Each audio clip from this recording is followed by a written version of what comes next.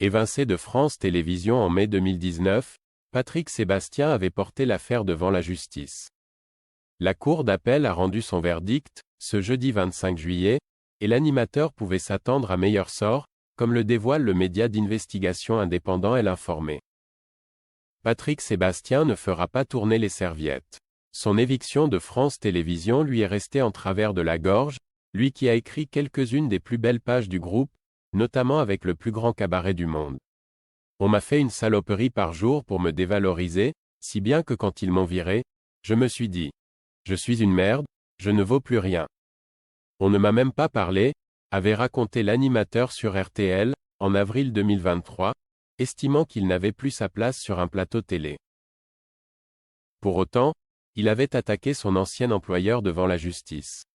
En première instance, en 2022, le tribunal du commerce de Paris lui avait octroyé 627,251 € d'indemnisation au motif de rupture brutale des relations commerciales ainsi que 25,000 € pour ses frais de justice.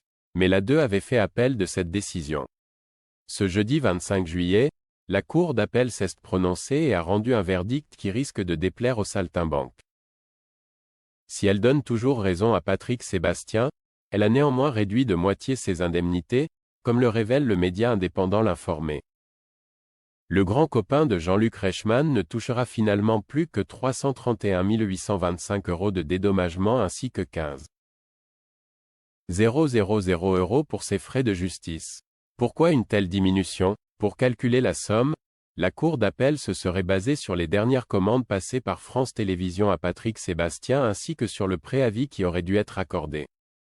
Nos confrères rapportent que les juges de la Cour d'appel auraient balayé les arguments de l'ex-présentateur des Années Bonheur, en s'étonnant notamment de ses propos sur une ségrégation de la part de France 2 vis-à-vis des hommes.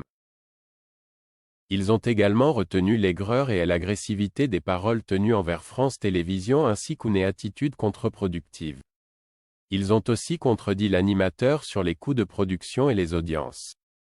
Reste à savoir si Patrick Sébastien, à qui Cyril Hanouna a promis un prime à la rentrée, ira jusqu'à se pourvoir en cassation pour obtenir ce qu'il considère comme juste.